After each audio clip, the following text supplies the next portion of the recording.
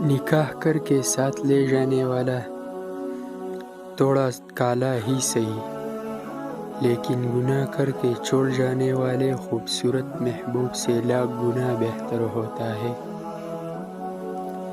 اکثر وہی باتیں رلاتی ہے جن کی جواب میں ہم کہتے ہیں کوئی بات نہیں، ہنستے رہو گے تو دنیا ساتھ ہے، اور نہ آنسو کو تو آنکھ بھی جگہ نہیں دیتی ہے۔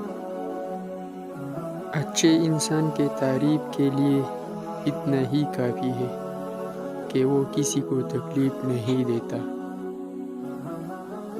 قدر اور قبر کبھی جیتے جی نہیں ملتی، مر جائے تو قبر بھی تیار اور قدر بھی لاجواب۔ گھر کے اندر جی بھر کے رو لینا، پر دروازہ ہنس کر کھولنا، کیونکہ لوگوں کو جب پتہ چلے گا کہ تم اندر سے ٹوٹ چکے ہو تو وہ تمہیں لوٹ لیں گے۔ اگر تمہیں ذرا سا بھی اندازہ ہو جائے کہ اللہ تمہارے معاملات کیسے سیدھا کرتا ہے، تو یقین مانو تمہارے دل اللہ کی محبت سے پھٹ جائے۔ گھر میں جو ماں باپ ہے یہ آپ کی سب سے بڑی مرشد ہے۔ اگر یہ ناراض ہے تو باہر کے مرشد جتنے مرضی راضی کر لے، ان کا کوئی فائدہ نہیں۔ جن کے آنگن میں امیری کا شجر لگتا ہے، ان کا ہر عیب زمانے کو ہنر لگتا ہے۔ میں نے خود کو کبھی اتنا سمجھدار نہیں سمجھا کہ دوسرے مجھے بے وقوف لگے۔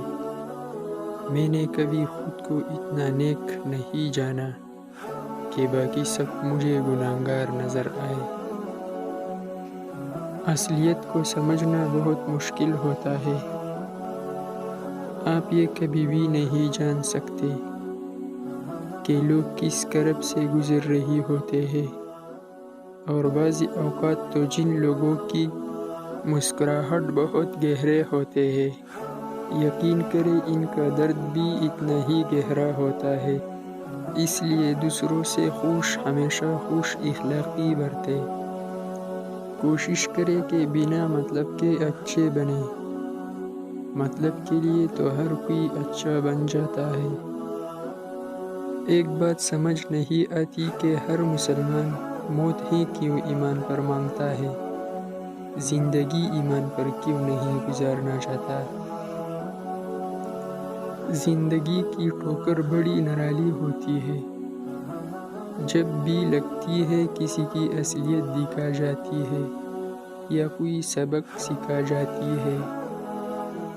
غریب کو روٹی خود دیا کر مولا، تیرے بندے بڑا ذلیل کرتے ہیں۔ میں اتنا بھی قابل نہ تھا جتنا میرے اللہ نے نوازا دیا۔ ہر عادت کو چھوڑا جا سکتا ہے، شرط یہ ہے کہ وہ عادت کسی انسان سے نہ جڑی ہو۔ ہر شخص کے ساتھ ایک کہانی جڑی ہوتی ہے۔ کوئی شخص جس راستے پر ہے وہ اس راستے پر کیوں ہے، اس کے پیچھے کی کہانی جاننے بنا کبھی بھی اس پر جج بننے کی کوشش مت کرے۔